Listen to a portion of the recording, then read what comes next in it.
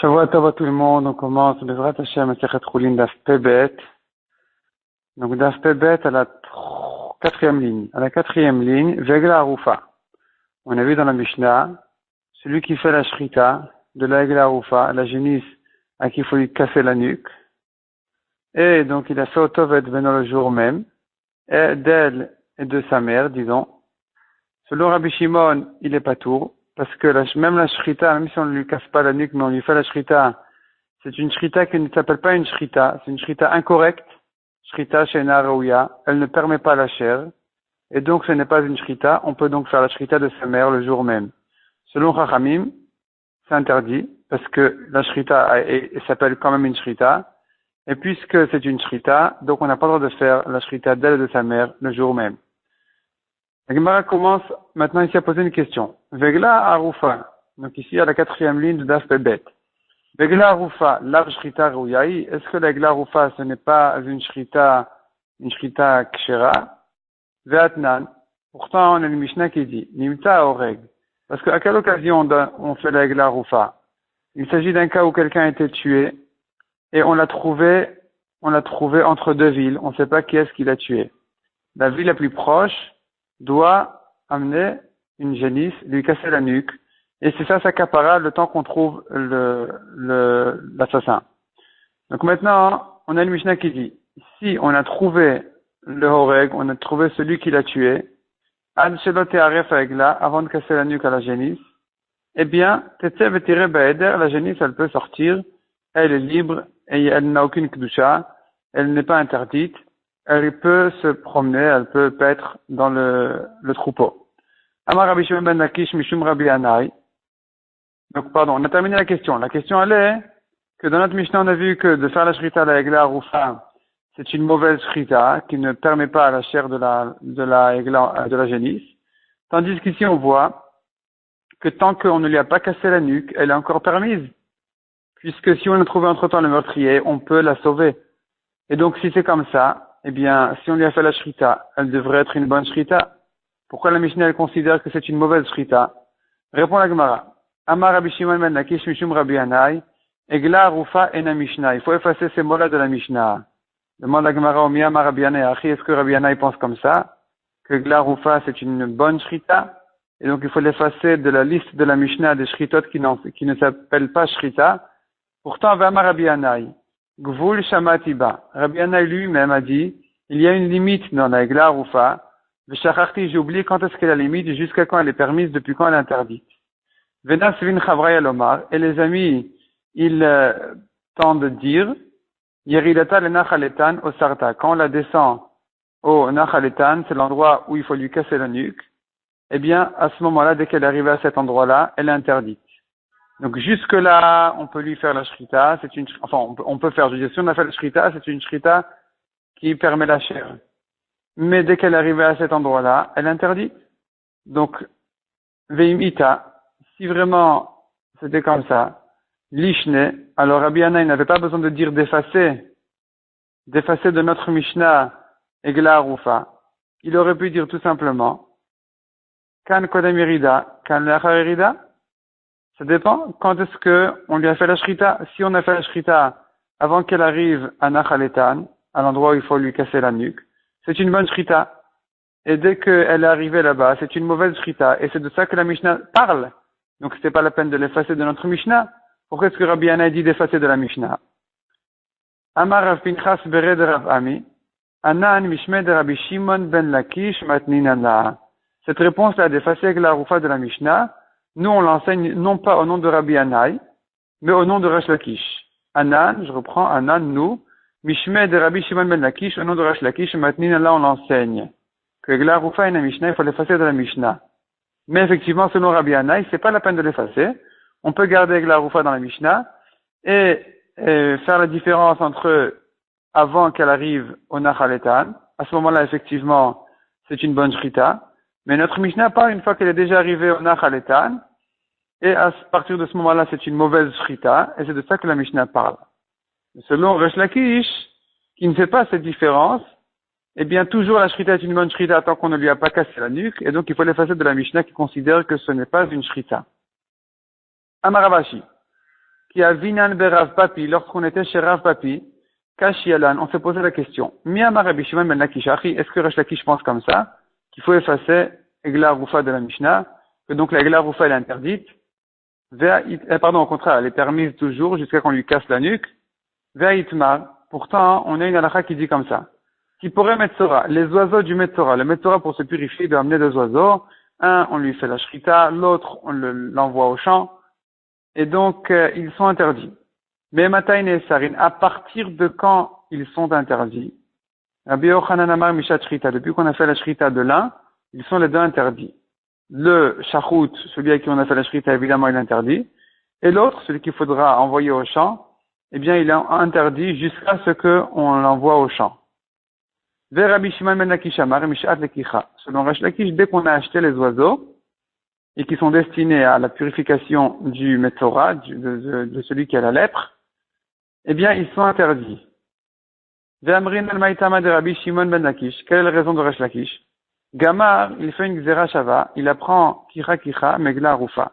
À propos des oiseaux du Metzora, c'est écrit Kicha, il les achète, il prend des oiseaux. À propos de la Egla Rufa, de la génisse à qui on casse la nuque, c'est écrit aussi cette notion-là de Kicha, il prendra une génisse, etc. Donc on fait une Gzera Shava de l'un à l'autre. De la même manière que la Egla Rufa, dès qu'on l'a achetée, elle est interdite. De la même manière, selon Resh Lakish, les oiseaux du Metzora sont interdits dès qu'on les a achetés. Donc on voit de là que selon Resh Lakish, dès qu'on a acheté la Egla Rufa, eh bien, elle est interdite. Donc la question se pose que comment est-ce que Resh Lakish dit qu'il faut effacer Egla Rufa de la Mishnah? Parce que c'est une bonne shrita. C'est pas vrai, c'est une mauvaise shrita. Dès qu'on a acheté la Egla Rufa, c'est fini, elle est interdite. Donc si on fait une shrita, c'est effectivement une mauvaise shrita, la Mishnah a raison. Et là, Marabri Abaraba Marabi Yochanan, Egla Rufa na Mishnah. Donc c'est pas Resh Lakish qui dit ça, au contraire, il faut dire au nom de Rabbi Yochanan, que selon Rabbi Yochanan, effectivement, la shrita est une bonne shrita de la Egla Rufa, et donc c'est Rabbi Yochanan qui a dit de l'effacer de la Mishnah. Donc, conclusion. Selon Rabbi Yochanan, la Egla Rufa, elle est permise, on peut lui faire la shrita. Enfin, si on a fait la shrita, c'est une bonne shrita. Donc, il faut l'effacer de la Mishnah, qui la considère comme une mauvaise shrita. Selon Resh Lakish, dès qu'on l'a acheté, c'est terminé, elle est interdite. La shrita est une mauvaise shrita, notre Mishnah a raison. Selon Rabbi Hanai, notre Mishnah aussi a raison, simplement, il faut limiter la Mishnah depuis le moment où elle est arrivée à l'endroit où on doit lui casser la nuque, on a Khaletan. À partir de ce moment-là, la shrita ne la permet plus. Et donc, effectivement, à partir de ce moment-là, on comprendra la Mishnah que c'est une mauvaise shrita. On continue la Mishnah qui dit, Shnaim Shalakru, deux personnes qui ont acheté, Para Ubna, une vache et son veau. Eze Shalakach Rishon, le premier acheteur, Ishrot Rishon, c'est lui qui fait en premier la shrita. C'est lui qui a le droit de faire la shrita aujourd'hui. Et le deuxième devra attendre jusqu'à demain. Veim Kadam Hasheni, et si le deuxième, il a devancé, Zacha, il a mérité, il a gagné. Amar Rav Yosef, les Nyan Dinatnan. Notre Mishnah, elle ne parle pas d'une question de permis ou interdit. Quand la Mishnah dit le premier qui a acheté, c'est lui qui fait en premier la shrita, c'est pas parce que l'autre c'est pas une question de permis ou interdit que le deuxième n'a pas le droit de faire la shrita, c'est le premier qui a le droit de faire la shrita. C'est pas ça. Les Nyan Dinatnan, c'est une question de mérite. Qui est-ce qui a le mérite, le pouvoir de devancer l'autre? Ils vont les deux chez le juge. Chacun dit, c'est moi qui vais faire la shrita aujourd'hui. Là, le juge donnera raison au premier qui a acheté. Le premier qui a acheté, soit la vache, soit le veau, le premier qui a acheté peut faire la shrita aujourd'hui, le deuxième devra attendre jusqu'à demain. Tana, la Braïta dit dessus, Im Kadam Hasheni, si le deuxième n'a pas attendu, il s'est dépêché, il a fait la shrita en premier. Il a eu peur que l'autre fasse la shrita et que lui va transgresser, donc le issour de Otov et Benot. Donc il s'est dépêché de faire lui rapidement la shrita. Areiz et Zariz veniskar. Il est Zariz, il se dépêche dans les mitzvot, et il a gagné. Zariz, de là va l'islouva. D'abord, il s'appelle Zariz, il est rapide, parce qu'il s'est sauvé du issour, en se dépêchant à faire en premier la shrita. Veniskar, et il a gagné au passage des kachil bisra, parce qu'aujourd'hui, il a déjà de la viande. On continue la Mishnah suivante. Shachat para, v'achakar shne banea. Il a fait la shrita de la vache, ensuite de ses deux veaux. Sofeg Shmonim. Il doit supporter 80 coups. 40 pour le premier veau, 40 pour le deuxième veau. 39 plus précisément. Shachat shne banea. Mais si par contre il a commencé par les deux veaux, ve'achakar shrata, et ensuite il a fait la vache, sofeg et arbaim, il reçoit 40 coups pour la vache. Shrata ve'et bita ve'et bat bita, il a fait la shrita de la vache, de sa génisse, et de la petite de sa génisse, donc 3 générations, sofeg shmonim, il se prend 80 coups pour la deuxième et troisième génération. Shrata ve'et bat bita, si par contre il a fait d'abord la grand-mère, appelons-la la grand-mère, et ensuite il a fait la petite fille, ve'achakar shachat bita, et ensuite il a fait la génération du milieu, sofeg et arbaim, il prend 40 coups. Nechayav malkout pour avoir fait la shrita, donc de la deuxième génération. Sumchus samer mishum Rabbi Meir, sofeg shmonim, non, il prend 80 coups. Parce que, en faisant cette shrita là, c'est-à-dire, quand il a fait la vache, tout allait bien. Quand il a fait la petite fille, tout allait bien encore. Parce que la grand-mère et la petite fille, il n'y a pas d'interdiction. Le problème, c'est mère et fille. Le problème se pose quand ensuite il a fait la deuxième génération, la fille, appelons-la la fille. Là, il a 2 causes de Issour. Il n'avait pas le droit de la faire aussi bien à cause de sa mère qu'à cause de sa fille. Donc, selon Sumchus, au nom de Rabbi Meir, puisqu'il a 2 causes, 2 raisons de ne pas lui faire la shrita, sur cette même shrita, il est chayav 2 fois malkout, donc 80 coups. Et la Gemara demande, Amai, pour quelle raison on interdit de faire aussi bien la mère après la fille que la fille après la mère? Pourtant la Torah dit, Otov et beno amarachmana. Tu n'as pas le droit de faire la shrita de lui et de son petit, dit la Torah. Velob noveoto. La Torah n'a pas dit du petit et de la mère. Donc l'ordre interdit, c'est que si on fait la mère et ensuite son petit, mais pas le contraire. Répond la Gemara Los al-Kadatar, ne pense pas comme ça. Détania, parce qu'on a une vraie qui dit clairement. Otov et beno, la Torah dit, lui et son petit, tu n'as pas le droit de faire la shrita le jour même. En yela otov et beno, je n'ai que lui et son petit. Otov et imominain, lui et sa mère, ensuite, qui dit que c'est aussi interdit. Et chez Omer, lotishratu, lorsque la Torah dit, ne faites pas la shrita, avec un shnaim. Ici, la Torah, elle s'adresse à 2 personnes. Hakeitzad, comment comprendre de quel cas il s'agit? Echad hashochet et apara, le premier a fait la shrita de la vache, vechad hashochet et ima, le deuxième a fait la shrita de sa mère, lui a transgressé déjà le issur, vechad hashochet et bena, le troisième a fait la shrita de son petit, shnaim achonim chayavin, les 2 derniers sont chayavin, c'est pour ça que la Torah dit lotishratu. C'est-à-dire, la Torah s'adresse à celui qui vient faire la shrita de la mère, de la vache qui a déjà été shritée, et encore une autre personne qui vient faire la shrita au petit de cette même vache-là, eh bien la Torah s'adresse à eux deux, et elle dit aux deux, lotishratu, ne faites pas la shrita, les 2 sont interdits. De là on apprend que et la mère et le petit sont interdits. On tourne la page. La Gemara demande à Imibaïle, ce passouk de lotishratu, on en a besoin pour une autre dracha. Les gouffés? Pas pour une dracha, en fait, pour lui-même. La Torah, elle vient dire lotishratu, ne faites pas la shrita. Donc ça se comprend tel quel, il n'y a pas de drachat à faire ici. Répond la Gemara, imken, si c'était comme ça, si le pasuk ne venait pas inclure la mère, c'est-à-dire si le pasuk ne venait pas interdire la mère après son petit, l'irtov, la Torah aurait dû dire lotishrot, au singulier. Maï lotishratu, pourquoi s'écrire au pluriel? Ça vient nous apprendre qu'il y a 2 shochatim qui sont interdits. Celui qui vient faire la shrita de la mère et celui qui vient faire la shrita du petit. Demande la Gemara Bakatim Ibaïle. On a encore besoin du pasuk pour une autre dracha. Dei katavachman alotishchot, si c'est écrit au singulier, avamina chad in, j'aurais dit que c'est que si la même personne fait la vache et le petit, c'est interdit. Trelo, mais si il y a 2 personnes, un qui fait la mère, un qui fait la mère, c'est ça, et l'autre qui fait le veau, peut-être que c'est pas interdit. Katavrachman, l'otishchatu, c'est pour ça que la Torah dit au pluriel, ne faites pas la shrita, pour dire que même si c'est 2 personnes qui font, un il fait la mère, un il fait le petit, c'est aussi interdit.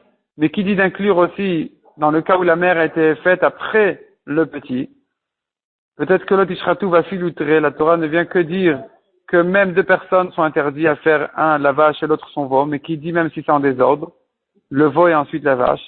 Il répond la Gemara Imken, si c'était comme ça, l'irtov, lo yishratu. Ils ne feront pas la shrita, la 3e personne. Maï lotishratu. Pourquoi la Torah dit lotishratu? À la 2e personne, Shema minat tarte. on apprend de là encore une racha. Parce qu'on peut lire le pasuk, donc, lo tishratu, vous ne faites pas la shrita. De là, on apprend encore une racha qui dit, même aussi bien le petit après la mère que la mère après le petit, dans tous les cas, c'est interdit. On continue aux 2 points. Shrata, vetbat bita vechule. Il a fait la shrita donc de la vache, et ensuite de sa petite fille, et ensuite de sa fille. Et là, on a dit que il est chayav, soit une fois malkout, soit 2 fois malkout, machloket. Amar la belle Rav Yosef. Maïtama de Sumchus. Quelle est la raison de Sumchus qui dit qu'il est chayav 2 fois malkout? Est-ce que c'est parce que, qu'à savoir Sumchus pense en général, celui qui mange 2 morceaux de kazaït, de graisse interdite, Be'elem echad, en un oubli, il ne savait pas que c'est interdit, chayav shtechatot, il est quand même chayav 2 fois. Et donc, de même ici, où il y a 2 raisons d'interdire cette shrita-là, une à cause de sa mère et une à cause de sa petite. Donc, c'est pour ça que lui aussi, il est chayav 2 fois malkout. Ou bedinu, effectivement, il est vrai que la Mishnah aurait pu nous enseigner de l'ishmeinan be'alma, la Mishnah aurait pu nous enseigner ce chidouche de Sumchus en général, que même celui qui mange 2 morceaux de graisse, il est chayav 2 fois. Et pour quelle raison la Mishnah elle a dit dans un cas où c'est encore plus évident? Parce que si on dit que même celui qui mange 2 kazaït de graisse, il est chayav 2 fois, quand il a deux corps différents qui causent qui double l'interdiction de la shrita, comme ici on a déjà fait la shrita à sa mère et à sa petite. Donc il y a la petite et la mère 2 raisons pour interdire la génération du milieu. Kalvachomer qui ici Sumchus va dire qu'il est chayav 2 fois, puisque même quand c'est la même graisse, il mange dans la même assiette. De la graisse, il a commencé avec une première cuillère, un kazaït, il est chayav, une deuxième cuillère, encore un kazaït, il est encore une fois chayav. C'est évident que ça c'est un plus grand chidouche. Parce que tout ça, j'aurais pu considérer tout ça comme la seule et même graisse. Quelle importance il mange un petit peu ou beaucoup. Et malgré tout, tu dis que Sumchus, il est chayav 2 fois. Donc, Kalvachomer, chez nous, on a 2 corps différents, qui sont la grand-mère et la petite fille, qui causent l'interdiction de faire la shrita de la fille. La Kalvachomer, qu'il est chayav 80. Donc, pourquoi est-ce qu'on a besoin de parler de ce cas-là? On aurait pu dire plus simplement, on aurait pu dire le plus grand chidouche dans le cas de la graisse. Répond la Gemara. Vaïd et Kamash Melan Beak. Pour quelle raison on a besoin de le dire en ce qui concerne les vaches? Le diacha kochan de Rabanan. Pour t'apprendre la force du chidouche de Rabanan. Des afalgav de Goufin Mouchlakin, que malgré qu'ici ils sont des corps différents qui causent le issour de la shrita de la fille, Patre Rabanan, Chachamim quand même disent que c'est pas tout. Mais, selon Sumchus qui dit que c'est chayav, eh bien non seulement dans les vaches il dit que c'est chayav, mais même dans la graisse il dirait que c'est chayav. Odilma, ou peut-être non, qu'à savoir Sumchus pense que Achal Shnez et Echelev Belem Echad, s'il mange 2 kazaït de graisse en un oubli, Eno chayav el achat, il n'est chayav qu'une seule fois. Ve'achainutama, et ici pour quelle raison il est chayav 80? O'il ve'gufin mukhlakin, parce qu'ici il y a des corps différents, il y a la grand-mère et la petite fille, qui causent deux corps différents qui causent interdiction de la fille. C'est pour ça que là, il est chayav 80. Mais quand c'est tout le même corps, tout est la même graisse, un petit peu ou beaucoup, c'est pas une afkamina. J'aurais pu croire qu'il n'est chayav que 40. Enfin, peut-être que dans ce cas-là, effectivement, Sumchus dirait qu'il n'est chayav que 40. Amar le'in, alors Rav Yosef a répondu à Abaye, son élève, il a dit oui, effectivement. Kassavar, Sumchus pense, Achal shnez et echelev belem echad, celui qui mange beaucoup de graisse, 2 kazaït en un oubli, chayav shtechataot, il est chayav de 2 korbanot chatat. Mimai. Et d'où je sais ça? D'où je sais que selon Sumchus, même dans ce cas-là, il est chayav 2 fois. Midetnan. Parce qu'on a une Mishnah qui dit, Azorea kilaim, celui qui sème un mélange de graines, kilaim, qui s'appelle kilaim, un mélange, donc du blé, de l'orge et des pépins de raisin, en même temps, qui est interdit, c'est un kilaim. Il sème kilaim, loqué. Maï loqué. Qu'est-ce qu'il est loqué, de quoi il s'agit? Il est maloqué achat, et tu veux dire il prend une fois malkout. Pshita, évidemment qu'il est loqué. Pourquoi il ne serait pas loqué? Pourquoi il ne serait pas frappé? Il a transgressé un lave de la Torah. Ve'od mai kilaim kilaim. Ensuite, qu'est-ce que ça veut dire deux fois là? La Mishnah se répète à dire kilaim kilaim. Même s'il n'a fait qu'une seule fois kilaim, il est chayav malkout. Pourquoi il a besoin de deux fois? Et la pshita, donc de quoi il s'agit? Shte malkouyot. C'est pour dire qu'il est chayav deux fois malkout. Donc il s'agit de quelqu'un qui a semé une fois kilaim, et une deuxième fois kilaim, et il est chayav deux fois. De mayaskinan, de quoi il s'agit? Il est mabeza acharze, s'il s'agit de deux fois, une après l'autre. Ou bishte atraot, avec deux avertissements. C'est-à-dire, on l'avertit, on l'a dit, écoute, tu vas semer des kilaï maintenant, des mélanges, sache que c'est interdit de la Torah, si tu le fais, on te fera 39 coups. Et il dit, c'est pas grave, je le fais quand même. Il a fait, et ensuite, une fois qu'il a terminé, on voit qu'il s'apprête à le recommencer, on lui dit une deuxième fois, sache que c'est interdit, tu vas être frappé. Et lui dit, c'est pas grave, je le fais quand même. Et là, et c'est sur ça qu'on dit qu'il est chayav deux fois malkout. Demande à Gemara, Tanina, on sait déjà cette halakha, que deux avertissements, ils font qu'il est chayav deux fois. Nazir, le nazir, donc celui qui n'a pas le droit de boire du vin. Shaya shoteyain kol hayom. S'il boit du vin, du matin au soir, c'est pourim. Eno chayav el achat. Il n'est chayav qu'une seule fois malkout. Amroulo, mais si on lui a dit, al tishte veushote, ne bois pas, il boit quand même. Al tishte veushote, et on lui répète, ne bois pas, et il boit quand même. Chayav al kol achat vachat, il est chayav pour chaque avertissement qu'on lui a fait. Donc, c'est pas un chidouche de dire que, puisqu'il a fait deux fois la vera avec deux avertissements, il est chayav deux fois. En ce qui concerne le kilaïm, c'était pas la peine de le répéter, on le savait déjà du nazir. Et la pshita, donc de quoi il s'agit? De vatachat ou batrachat. Il s'agit qu'il a fait deux fois kilaïm avec ses deux mains, et avec un avertissement, et il est chayav deux fois. Parce que s'il n'est chayav qu'une fois, c'est pas un chidouche. S'il est chayav deux fois, c'est ça ce que la Mishnah va nous dire qu'il est chayav deux fois, c'est ça le chidouche. Et alors demande à Gemara Manid, selon qui va cette Mishnah-là? Il est marabanan des pligal et des sumchus. Si ça va selon Chachamim qui discutent sur sumchus dans notre Mishnah, et qui disent que celui qui a fait la grand-mère et la petite fille, ensuite la fille, il est chayav 40. Et tandis qu'ici on dira qu'il est chayav 80, dans le cas où il a fait qu'il aime avec ses deux mains, en un avertissement en une fois. C'est pas possible? Hashta.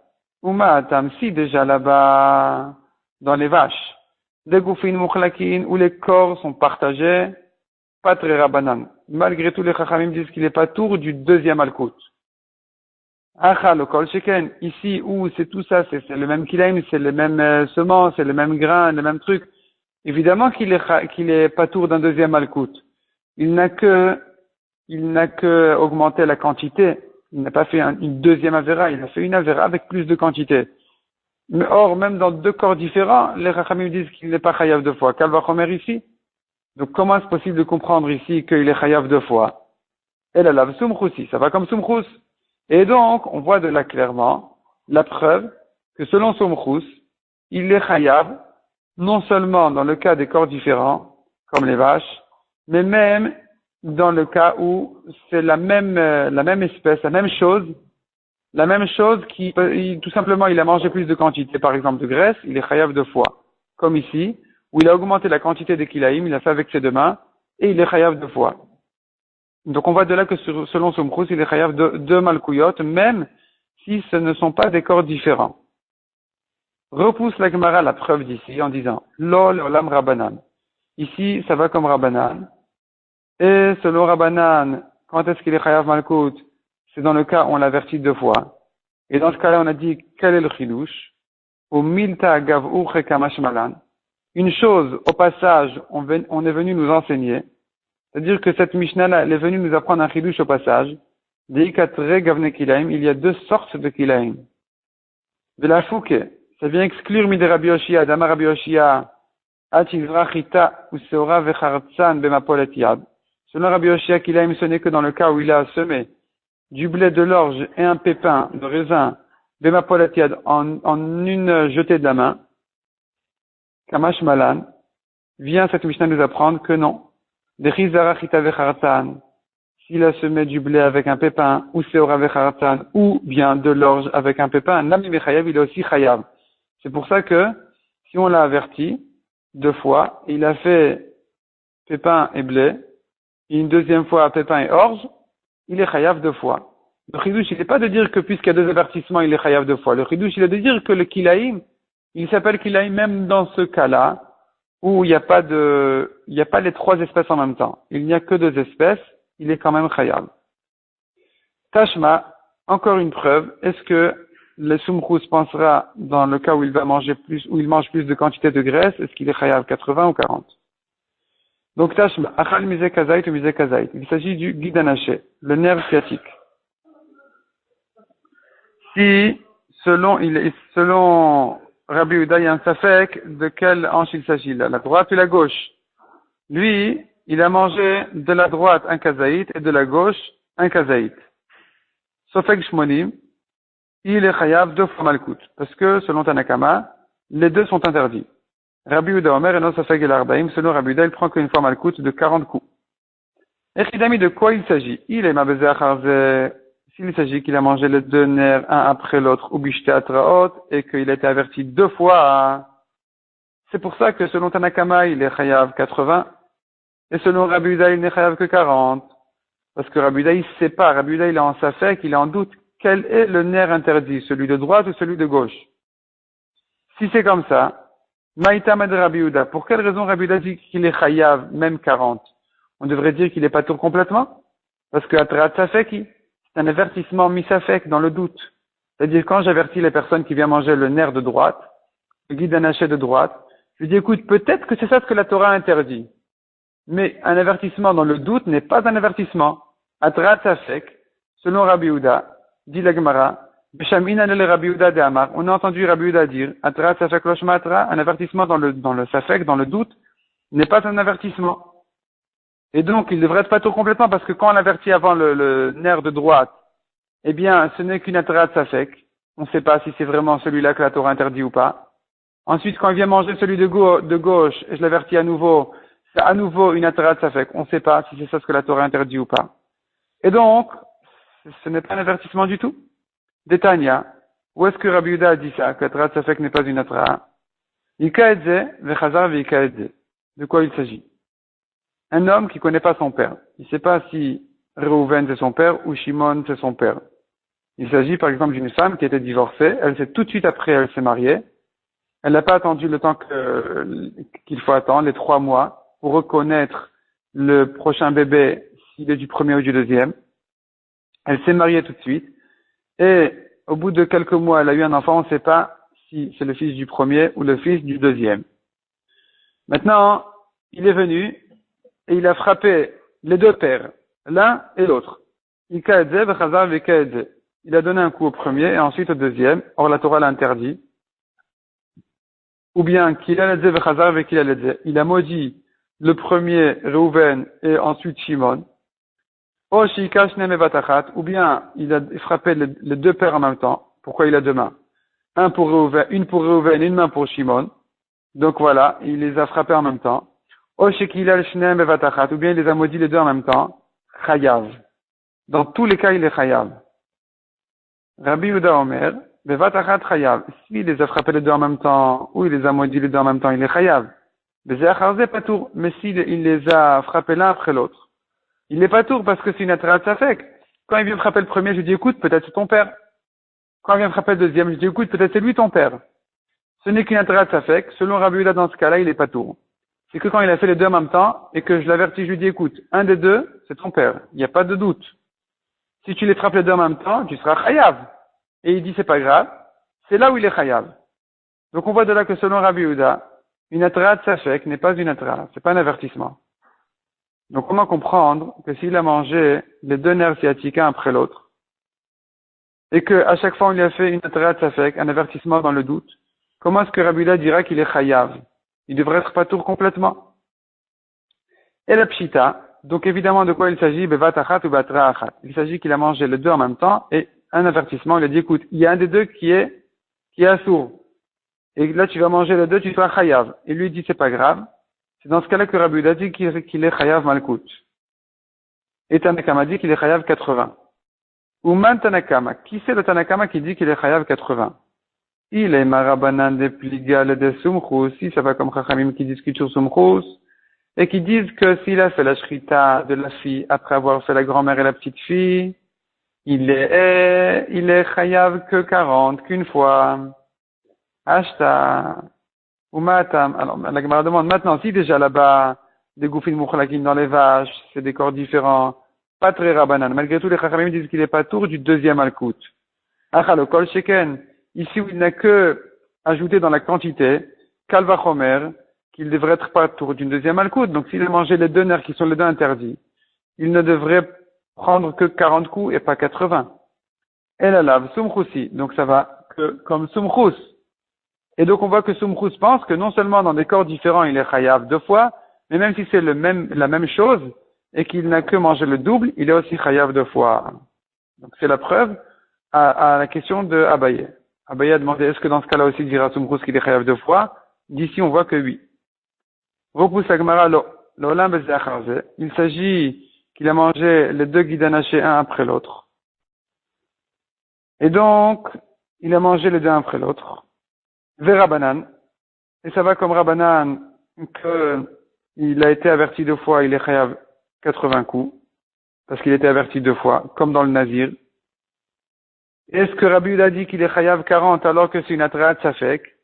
On devrait dire qu'il est pas tour complètement, puisqu'il les a pas mangés en même temps. Donc, à chaque avertissement, c'est que dans le doute. Répond la Gemara, Ve'aitana savarla ke idar tana de Rabbi Yehuda. Le Tana de cette vraïta pense comme un autre Tana selon Rabbi Yehuda, de Amar Atrat Safek Shmatra, qui pense que selon Rabbi Yehuda, effectivement, l'avertissement dans le doute est oui un avertissement. C'est oui une atra. Donc, si je l'avertis, je dis peut-être que tu seras chayav, il mange. Ensuite, il vient manger le deuxième, je l'avertis, je lui dis peut-être que tu seras chayav, il mange. Là, je lui dis écoute, de toute façon, tu as mangé le issour, soit la droite, soit la gauche. Donc, de toute façon, tu es chayav. Ah, il va dire peut-être c'était une atara dans le doute, un atara safek. Eh bien, ce Tana pense que selon Rabbi Yehuda, effectivement, il est chayav dessus aussi. Des Tanya, parce qu'on a une braïta qui dit Lot tiru mimenu ad boker. Vous n'avez pas le droit de laisser jusqu'au matin de la viande du korban Pessah. Il faut la manger, la terminer la nuit même. Ve'anotar mimenu ad boker, ce qui reste jusqu'au matin, ba'esh tisrofu, vous brûlerez au feu. Ba'akatuv, la Torah vient l'iten assez acharlota assez, pour donner une mitzvah tassée, une mitzvah positive, après la mitzvah négative qui est interdite de le manger. L'omar, pour nous dire, chez Enokinalav, qu'on n'est pas chayav malkout dessus. Parce que, livré Rabbi Yehuda. Parce que, on a un klal, on a une règle qui dit que celui qui transgresse une mitzvah négative, il est chayav malkout, c'est vrai, on le frappe. Mais si la Torah, elle a corrigé la mitzvah négative par une mitzvah positive, en disant, comme ici, tu n'as pas le droit de manger, de le laisser jusqu'au matin. Si tu laisses jusqu'au matin, tu as une mitzvah positive de le brûler. Dans ce cas-là, on n'est pas chayav malkout. Celui qui va laisser, il n'est pas chayav malkout. C'est ce que dit Rabbi Yehuda. Et donc, on voit que Rabbi Yehuda pense que toute la raison pourquoi il est pas tour, c'est que parce que c'est nitak assez. Ça a été corrigé par une mitzvah tassée. Sans ça, il aurait été chayav. Quelqu'un qui aurait laissé de la viande du korban Pessah toute la nuit, il aurait été chayav. Pourquoi est-ce qu'il aurait été chayav? Il pourrait dire c'est une atrat safek. Quand tu m'as averti de ne pas laisser de la viande jusqu'au matin, c'était un safek. Peut-être que quand je l'ai pas mangé tout de suite, eh bien, je n'étais que en safek, en doute. Peut-être que je vais le manger, peut-être que je vais pas le manger. C'est pas un avertissement clair qui dit que si tu le manges pas immédiatement, hein, tu es chayav malkout. C'est un avertissement qui dit si tu le manges pas immédiatement, peut-être que tu seras chayav malkout si ça va rester jusqu'au matin. Donc, une atrat, ça fait qu'on voit que selon Rabbi Yehuda, il aurait été chayav. Toute la raison pourquoi il n'est pas tour, Rabbi Yehuda dit que c'est que parce que la Torah l'a corrigé par une mitzvah tassée. Sans ça, il aurait été chayav. Donc, on voit qu'il y a un Tana selon Rabbi Yehuda qui pense qu'une atrat safek est une atrat, donc un avertissement dans le doute est un avertissement. C'est pour ça qu'on comprendra la braïta qui dit que s'il a mangé les deux guidanaché des deux côtés, un après l'autre, chacun après une atrat séparément, donc on avait une atrat safek, un avertissement dans le doute. Selon Rabbi Yehuda, il est quand même chayav, malgré qu'il s'agit d'une atrat safek, donc il a mangé l'un après l'autre. Et c'est dans ce cas-là que Tanakama dit qu'il est chayav de 80 coups, 2 malkouyot, parce qu'on l'avertit 2 fois, et rien à voir avec notre soubia, avec notre sujet. On voulait savoir, selon Sumchus, dans le cas où il a été averti une fois et qu'il a fait une double avera, est-ce qu'il est chayav 2 fois ou une fois?